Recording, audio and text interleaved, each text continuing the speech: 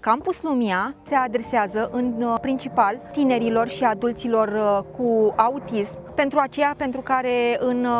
ziua de astăzi nu există un astfel de proiect, nu există servicii integrate, cum ar fi terapii, servicii medicale, servicii de locuire asistată, o școală profesională, un internat și tot ceea ce este aici, și va deservi în prima etapă aproximativ 250 de beneficiari, iar în momentul în care campusul va funcționa la capacitate completă, numărul de beneficiari este de aproximativ 400. Cred că cea mai grea etapă a fost începutul.